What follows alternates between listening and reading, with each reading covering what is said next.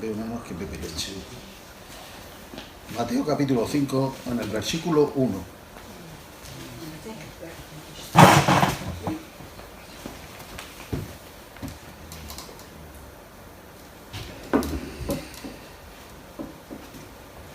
Dice la palabra del Señor, dice, y viendo la multitud, es decir, Jesús, viendo a la multitud, subió al monte y sentándose, vinieron a él sus discípulos.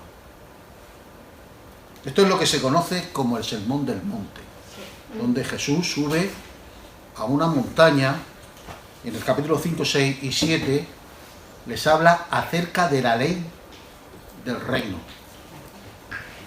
Ojo, que decimos, no estamos bajo la ley, es verdad, pero sí estamos bajo otra ley que es más extensa, más, ¿cómo diría yo?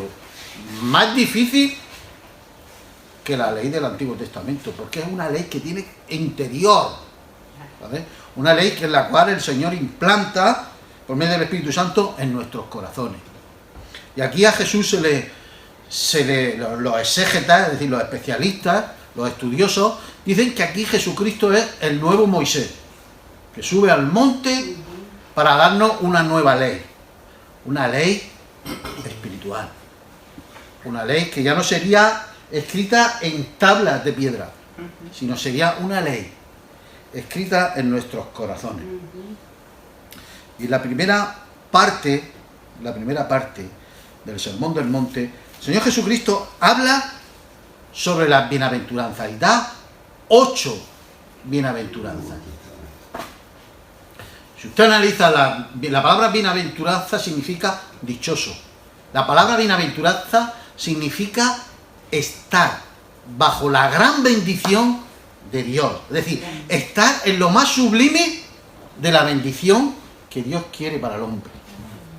Pero cuando examinamos las bienaventuranzas, parece ser que a Cristo le falta yo no lo digo como blasfemia, como que le falta una tuerca. ¿Qué Jesús más extraño? Porque dice, mira, ¿quiénes son los felices? ¿Quiénes son los que realmente son felices? ¿Quiénes son los que están bajo la bendición que Dios quiere que estén? Los pobres, los que lloran, los mansos, los que tienen hambre y sed, los misericordiosos, los limpios de corazón, los pacificadores, los que padecen persecución. ¿Verdaderamente eso es una gran bendición? Piensen que pensar no duele. Grandísima, pienso yo, ¿no? ¿Qué Jesús más extraño? Bienaventurado, es decir, altamente feliz, lo más alto, el everest más alto de la felicidad es el perseguido. ¿Qué Jesús más extraño? ¿Qué Jesús más extraño?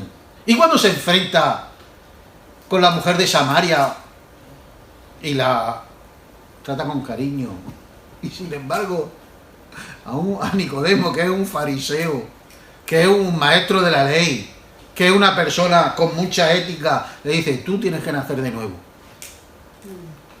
Jesús más raro.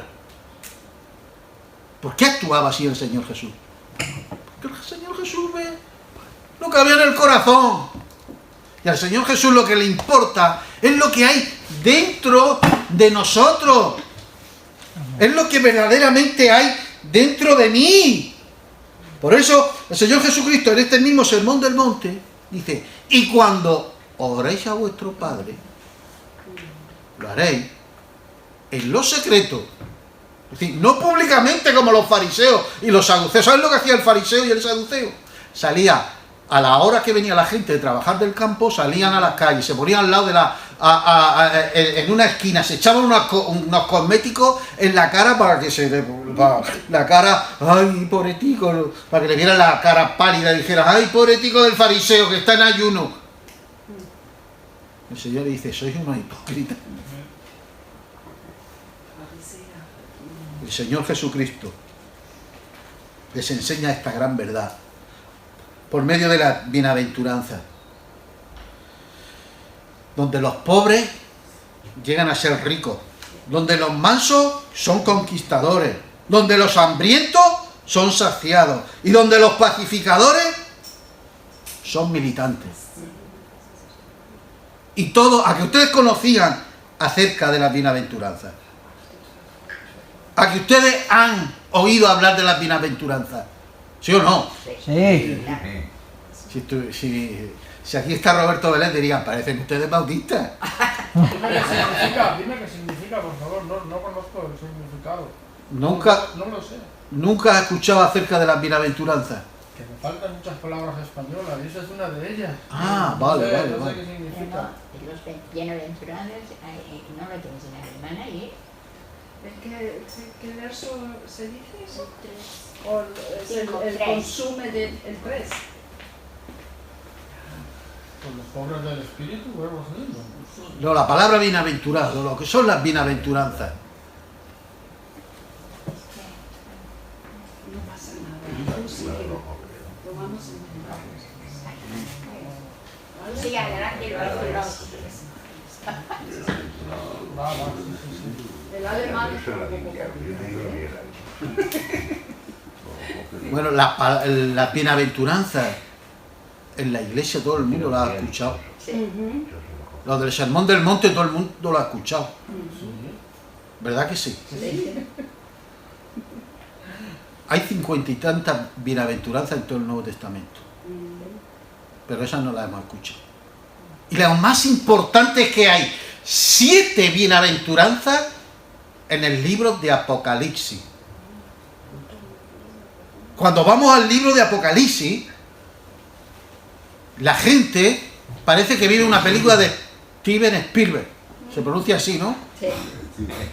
Empieza que si viene no sé quién, que si el no sé cuánto, que si el no sé qué, que si tiran la bomba. Hay 4 escuelas de interpretación del libro de Apocalipsis y nos calentamos la cabeza que si esto va a ser así, que si la bestia que sale del mar, que si el no sé cuánto, cuando no se ponen de acuerdo los especialistas. Y hemos quitado de nosotros el verdadero enfoque.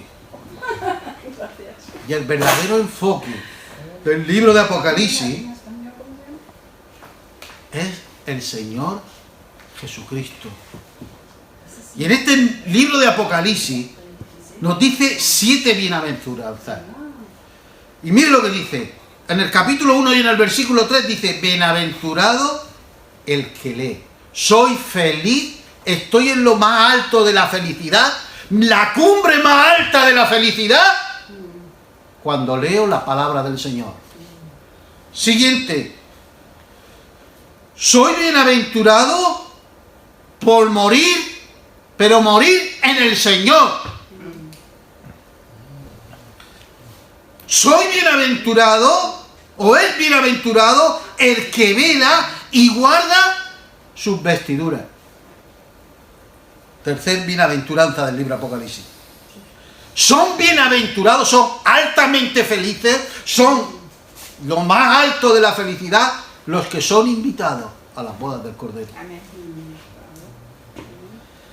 Son altamente felices los que participan de la primera resurrección. Son altamente felices los que guardan la palabra de la profecía. Y aquí no se está refiriendo al profeta de turno, porque levanta una piedra y salen profetas por todos lados. Se está refiriendo a la palabra más perfecta profética, que es la Biblia. Y voy a hacer un pequeño paréntesis, ¿vale? Ahora vuelvo de nuevo al tema. La iglesia ha perdido la brújula, nos estamos volviendo más caras. Porque la iglesia del Señor es profética. Porque tiene un mensaje profético para predicar en la calle. Y todo, desde el primer persona que se convierte al último, todos son profetas. Porque tienen el mensaje profético de que Cristo viene. Amén. Y ese mensaje lo ha cogido el Señor Jesucristo, se lo ha entregado a su iglesia para que lo anuncie. Por tanto, todos somos profetas. Y no estoy diciendo que no exista el don profético, ¿vale? Pero que nos estamos volviendo locos.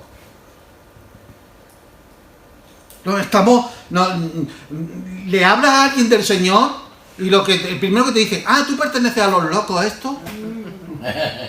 Hermanos, que estamos para que nos encierren.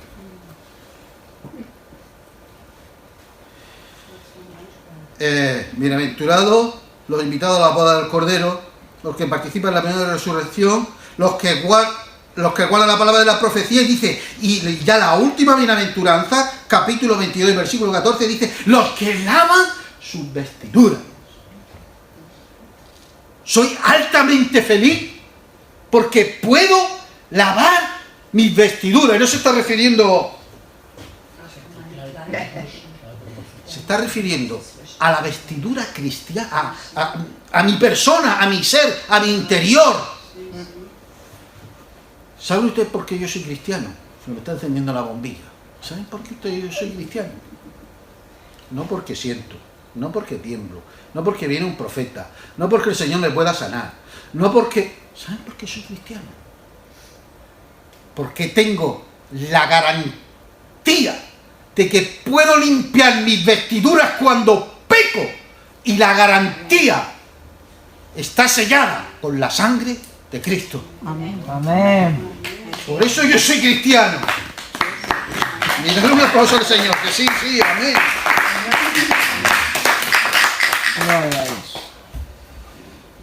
Nos estamos volviendo majara, hermano. Nosotros en esta mañana vamos a ver la primera bienaventuranza. Bienaventurado el que lee, el que oye y el que guarda. 3. Y nos vamos a acercar al libro de Apocalipsis como niños. Como dice la palabra del Señor en Mateo capítulo 11 y versículo 25. En aquel tiempo, dice la Biblia, respondiendo Jesús dijo, te alabo Padre, Señor del cielo y de la tierra, porque escondiste estas cosas de los sabios y de los entendidos y se las revelaste a los niños. Nosotros vamos a ser como niños. Los que quieran discutir sobre las 4 escuelas de interpretación, que se calienten la cabeza. Porque, ¿saben, hermano? Cada vez que acontece cualquier suceso histórico, yo veo a miembros de la iglesia que no duermen. Ay, esto será el anticristo. Ay, la vacuna será el 666. Ay, lo del coronavirus que venía a profetizar en Isaías. Ay, qué miedo, ay, qué miedo. ¿En quién crees?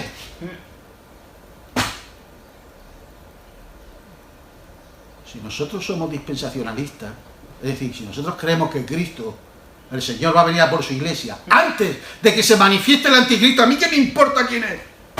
Como si quieres ser Manolo Escobar. ¿A mí qué me importa? Si yo no voy a estar en la tierra. Y la gente vive en tensión. Y estamos en los últimos tiempos, en los últimos tiempos, en los últimos tiempos. ¿Y saben por qué? Porque queremos entender este libro con una mente grecorromana. Nosotros somos españoles, pero tenemos la cultura grecorromana. Y este libro se escribió con una mente judía. Y para el judío, los últimos tiempos, y en la teología judía, empezaban con la venida del Mesías. ¿Cuándo vino el Mesías? Hace 2000 años. ¿Cuándo empezaron los postreros tiempos? O los últimos días, o los últimos tiempos. Cuando vino Cristo, y así lo dice el escritor de Hebreos en el capítulo 1. ¿Se acuerdan de Hechos capítulo 2? Lo que dice Pedro. Y en los postreros días, es decir, en los últimos días, derramaré de mi espíritu sobre toda carne. Es decir, los últimos tiempos empezaron hace 2000 años. Y empezaron con la venida del Mesías.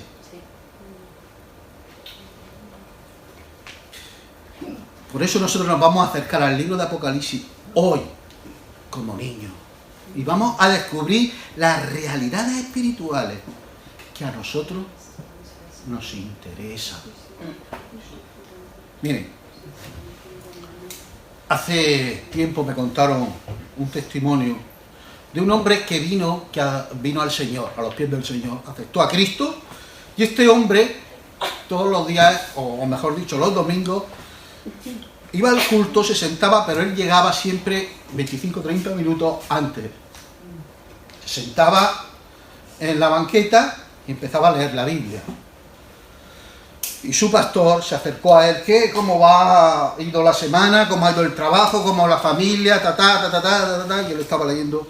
Dice, ¿qué está leyendo, hermano? El libro de Apocalipsis. Y su pastor medio enfadado, enfogonado. Dice, ¿pero cómo que estás leyendo el libro de Apocalipsis? Si tú llevas un mes convertido al Señor, no puede ser, tú no puedes leer el libro de Apocalipsis, porque para entender el libro de Apocalipsis se tiene que saber historia, se tiene que saber interpretar, se tiene que saber la metodología, en fin, un montón de cosas. Griego, de esto, lo otro. Y dice, pues mire usted, pastor, yo he entendido el libro de Apocalipsis. Más enfocado todavía. ¿Cómo que lo ha entendido? Si yo soy doctor en teología y no lo entiendo. Dice, sí, lo he entendido. A ver, pues explíquemelo. Se lo voy a explicar.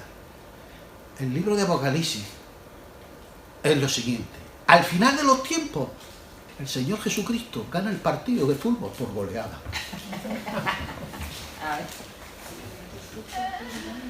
Y eso es el centro, el cogollo del libro de Apocalipsis.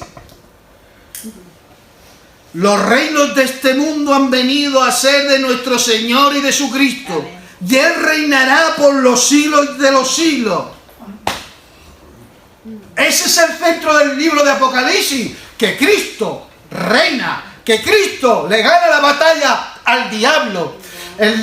La esencia del libro de Apocalipsis es el cumplimiento de Habacuc, capítulo 2 y versículo 14. En la tierra habrá conocimiento de la gloria del Señor como las aguas cubren el mar. Pero los hombres lo hemos complicado con las 4 escuelas de interpretación. Que si el monstruo que sale, que si el no sé cuántas, que si las bombas nucleares.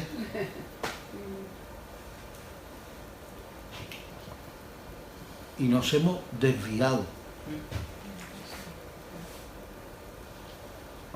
Ustedes se acuerdan, miren, capítulo 24 de Mateo, en ese sermón o en esa enseñanza, el Señor Jesucristo habla de los últimos tiempos. La conclusión, ¿saben cuál es?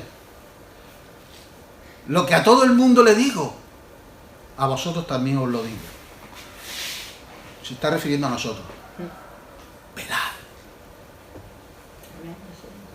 Para que si viene el Señor, hoy no te pille desprevenido. Señor, restaurará ahora mismo el reino de Israel. Va a ser ahora, si siempre había inquietud. Y el Señor le dice, a ti eso no te interesa. Lo que te interesa y en lo que te tienes que preocupar es en recibir poder para ser testigo mío.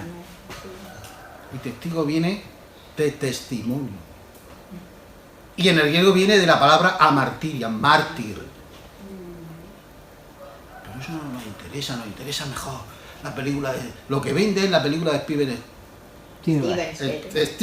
Spielberg. Iba a decir Steven Seagal. Steven Spielberg. Ahora mismo yo voy a un auditorio y pone Juan Antonio Fernández, graduado del seminario. Les va a hablar sobre el libro de Apocalipsis, de las 7 bestias, los 7 números, los 7 no sé cuántos, los 7 no sé cuántos. Falta estadio.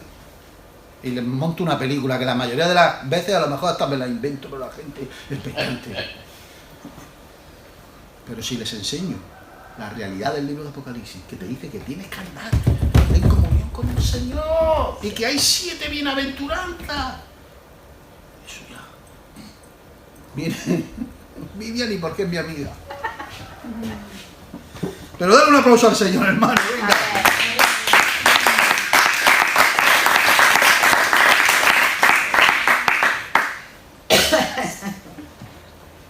¿Cuándo somos dichosos? ¿Cuándo descubrimos la verdadera felicidad? El hombre busca la felicidad. ¿Cuándo descubrimos la verdadera felicidad? Cuando leemos la palabra del Señor. Cuando morimos en el Señor.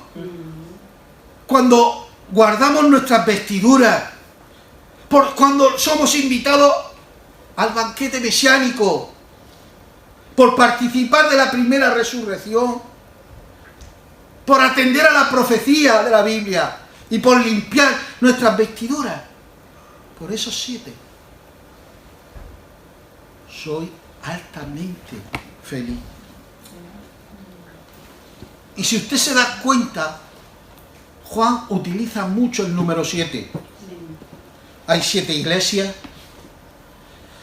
hay 7 sellos, hay 7 trompetas, hay 7 copas, etcétera, etcétera. Utiliza mucho el número 7. Y el número 7 significa lo acabado, lo perfecto. El número de la perfección. De manera, hermanos, que tú quieres ser verdaderamente y perfectamente feliz. Pues parece ser que Juan nos está comunicando por medio del Espíritu Santo. Pues te doy estos 7 pasos, estas 7 bienaventuranzas, para que medites en ellas y serás altamente feliz.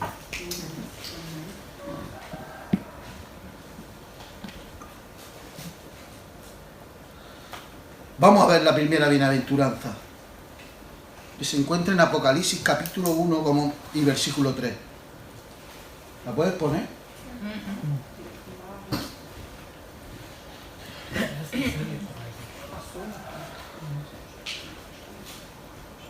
Dice, bienaventurado, es decir, felices, altamente felices, estar bajo la felicidad que Dios quiere que el hombre tenga. El que lee, pero no se lee. No te preocupes, que ahora está el móvil que busca en YouTube y puede escuchar la Biblia. El que lee, los que oyen las palabras de esta profecía y los que la guardan.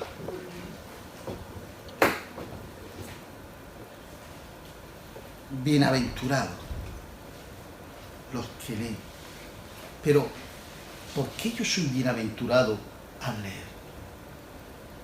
Porque me estoy encontrando, hermano, no con un libro cualquiera, sino con un libro que tiene vida. Yo me enfogono con la gente que dice, ¡ay, que hay que orar mucho y menos palabras! Pero sí, lo que está aquí son las palabras de Jesús. Y el mismo Jesús dice que sus palabras son vida. La palabra del Señor dice la palabra, en la carta a los Hebreos dice que es viva, que tiene vida. Cuando yo me acerco a la palabra del Señor, estoy leyendo vida, me está transmitiendo vida. Por eso soy bienaventurado. Porque me está transmitiendo la vida de Jesús, el pensamiento de Jesús. ¿Saben lo que es Jesús? Jesús es el logo, y la palabra logo, entre otras muchas cosas, la palabra logo en griego significa, o viene a significar, que el pensamiento, las palabras que Dios tenía para el hombre, nos las trae a nosotros por medio de Cristo. Y se quedaron reflejadas en su palabra. Por eso soy bienaventurado. Porque me estoy dando cuenta qué cosas son las que Dios a mí me exige. ¿Se acuerdan ustedes de Felipe y del etíope? El capítulo, en el libro de Hechos de los Apóstoles, iba un etíope leyendo al profeta Isaías, capítulo 53. Y el etíope no sabía lo que estaba leyendo. No tenía ni idea. Y un ángel le dice a Felipe, vete a cierto lugar, que te vas a encontrar con un hombre que está leyendo. Y le explicó el evangelio. ¿Fue bienaventurado el etíope? ¿Fue feliz el etíope? ¿Por qué? Porque estaba leyendo la palabra del Señor. Y por estar leyendo la palabra del Señor, Dios movió los hilos para que Felipe lo bautizara y hablara del Señor y le explicara cosas. Y cuando yo estoy leyendo la palabra del Señor, no te va a aparecer el arcángel Gabriel, ni tampoco va a venir Francisco la Cueva a explicártelo porque murió. Pero el Señor puede enviar a alguien para bendecirte y para explicarte lo que significa. qué soy bienaventurado cuando leo la palabra del Señor? Porque ahora mismo, imagínense, estoy pasando por una dificultad. Estoy pasando por un caos en mi vida. Y ahora voy a la palabra del Señor. Y resulta que es que yo me veo solo. Me siento solo, estoy llorando, estoy en depresión. ¡Ay, Señor, que solo me encuentro! Y voy a la palabra del Señor. Y no me acuerdo. Lo sé, pero no me acuerdo. Pero resulta que no sé por qué ni de qué manera el Espíritu Santo hace que dé con el versículo que dice: yo estoy contigo todos los días hasta el fin. Y estoy siendo bienaventurado. Soy bienaventurado cuando leo las palabras del Señor. Porque el Señor me ministra. Porque me habla a través de ella. Necesitamos conocer y leer la palabra del Señor. Es la manera de ser altamente feliz. Cuando llegue a leer usted en cualquier sitio de la Biblia la palabra bienaventurado, que se le quede en su memoria: altamente feliz. Soy altamente feliz al leer su palabra. ¿Cuánto? No contesta, ¿eh? ¿Cuántos leen la palabra del Señor? ¿Leemos verdaderamente la palabra del Señor? Y si la leemos, ¿cómo la leemos? ¿Nos acercamos a ella como cualquier libro? Hay que acercarse sabiendo, primeramente. No nos podemos acercar de cualquier manera. Decía un predicador inglés en el siglo pasado, el siglo XX, los años 80, decían que era una de las personas más usadas por el Señor, el doctor Martyn Lloyd-Jones, se pronuncia así. Decía el doctor Martyn Lloyd-Jones: cuando me acerco a la palabra del Señor, no tengo más remedio primeramente que caer de rodillas, llorar, sabiendo que el quien me está hablando es Dios.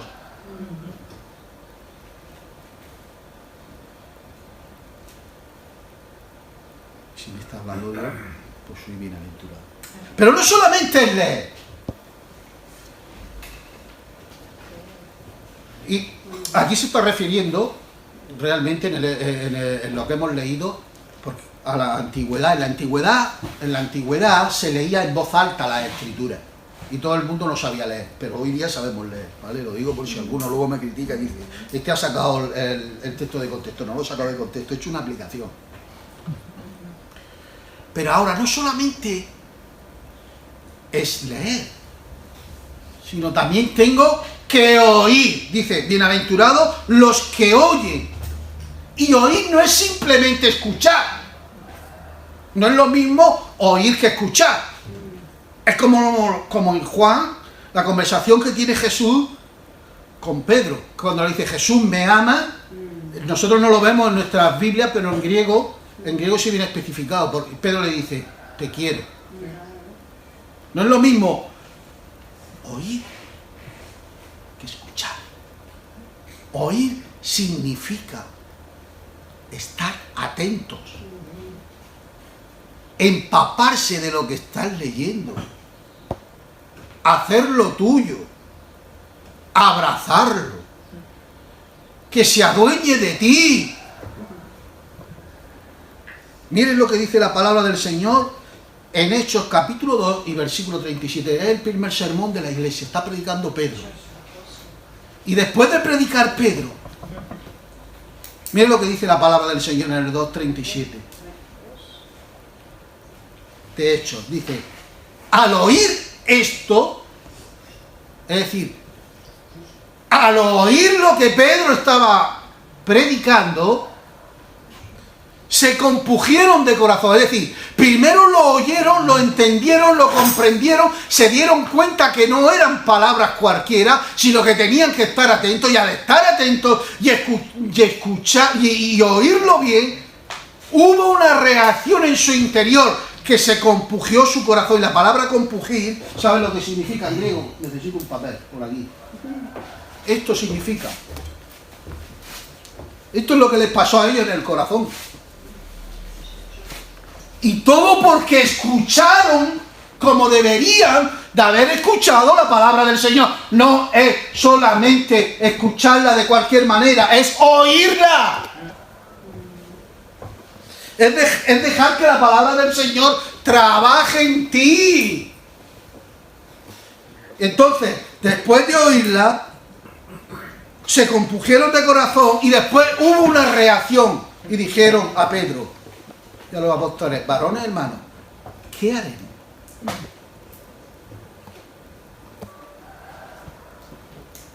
Ahí la importancia de predicar la palabra del Señor.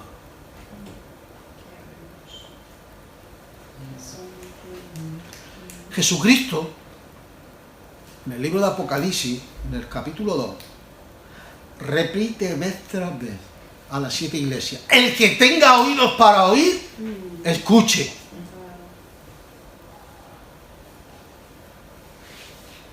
Miren, hermano, dentro de la fe cristiana hay 3 fases. Primero, lo que creemos. Y lo que creemos está ¿dónde? En la palabra del Señor. De ahí, que bienaventurado el que lee, porque ahí está lo que yo creo. Lo segundo, ¿por qué lo creo?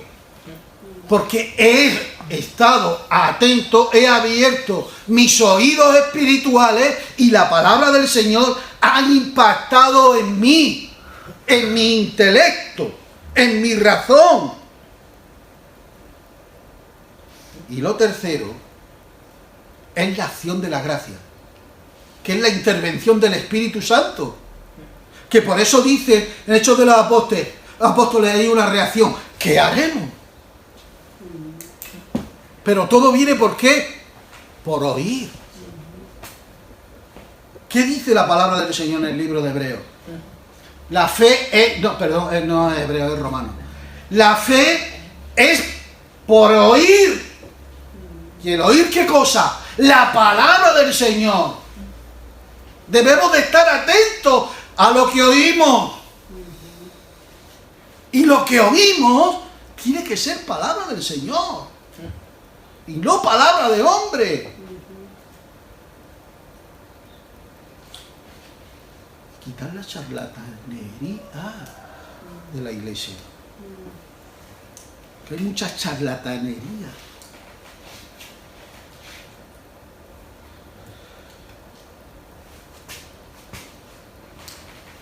Bienaventurados los que leen, los que oyen. Y ahora dice: los que guardan. No solamente oír, perdón, no solamente es leer, oír, sino guardar. ¿Y guardarlo dónde? En nuestro corazón. Si no lo guardas, vamos a ver. Imagínense que yo a mi hijo le doy todos los días 500 euros. Si él es un derrochador y no lo guarda, de nada le sirve. El Señor puede estar derramando bendiciones, puede hacer moverse de una manera, pero si no guardamos su palabra en el corazón y somos derrochadores, de nada nos va a servir. Debemos de guardarla. Mira lo que dice Juan, capítulo 15, versículo del 10 al 19. Como el Padre me ha amado, así también yo os he amado. Permanecer en mi amor. Si guardarais mis mandamientos, permaneceréis en mi amor. Es decir, si yo permanezco en el amor, es decir, si yo permanezco en el amor, si yo guardo, su palabra, es cuando permanezco en su amor. Y el Evangelio de Juan da mucho énfasis a la palabra guardar. Yo no quiero ser cansino. Vuelvo a leer de nuevo. Como el Padre me ha amado, así también yo os he amado. Permanecer en mi amor. Si guardáis mis mandamientos, permaneceréis en mi amor. Así como yo he guardado los mandamientos de mi Padre y permanezco en su amor. Y si guardamos la palabra de Dios en mi ser, en mi interior, primeramente la he leído. Segundo, la he escuchado. Y tercero, la he guardado en mi interior. Entonces tiene que acontecer algo. ¿Y sabe lo que acontece? Yo le voy a dar el texto bíblico y quiero que alguien lo lea para que no piense que me lo estoy inventando. Que alguien lea 1 Corintios capítulo 2 y versículo 16. Para que vean ustedes lo que pasa. ¿Quién tiene Biblia por ahí? 1 Corintios 2, 16.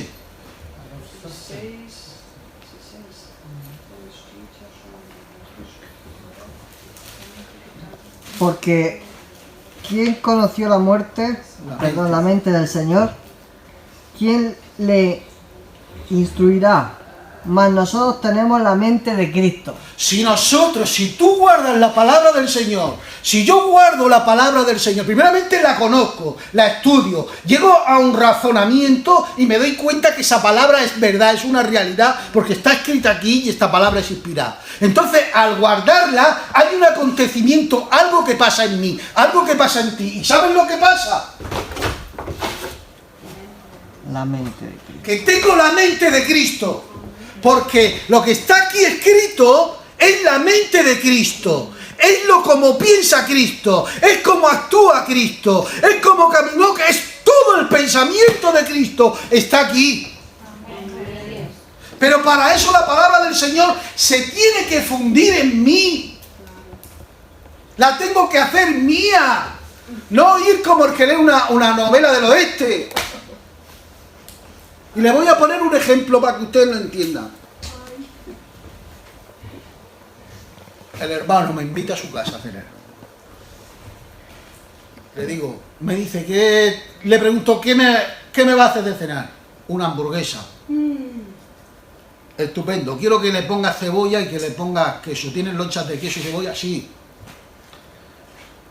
Abre el pan de la hamburguesa. Mete la cebolla.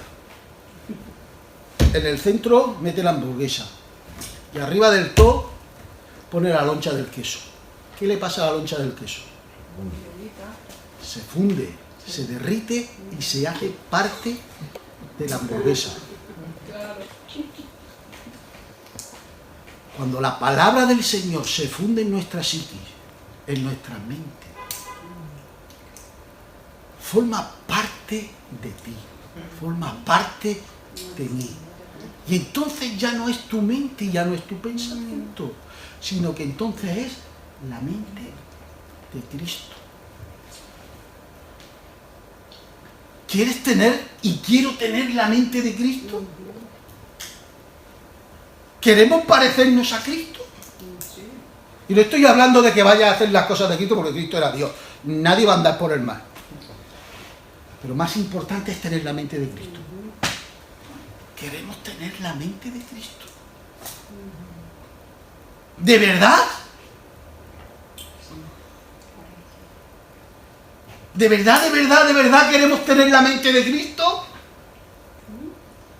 Si tenemos la mente de Cristo, hermano, dice la Biblia que somos bienaventurados, que somos altamente felices, que somos los más felices de la tierra. Pero para ello necesitamos leer su palabra, escuchar su palabra y que se funda su palabra en mi psiquis, en mi mente, y con la ayuda del Espíritu Santo la palabra del Señor viene a vivir dentro de mi mente, dentro de mi cerebro, dentro de mi ser, de manera que cada palabra que yo digo, cada acción que yo cometo, cada cosa que yo digo es con la mente de Cristo. Y esto no lo enseñamos. Y no se trata, hermano, mire, yo puedo decir ahora, ¿quién quiere tener la mente de Cristo? Que levante la mano. O que diga amén, y a lo mejor ustedes dicen todos, amén. No se trata de eso. Esto te lo tienes que currar tú. Iba a decir, compadre, te lo tienes que currar tú. El Espíritu Santo te va a ayudar, pero te lo tienes que currar tú. Tienes que leer tú. Tienes que escuchar tú. Y tienes que dejar que eso adueñe la palabra del Señor en ti y forme. ¿Cómo dice Gerardo de Darwin? que se integre en ti.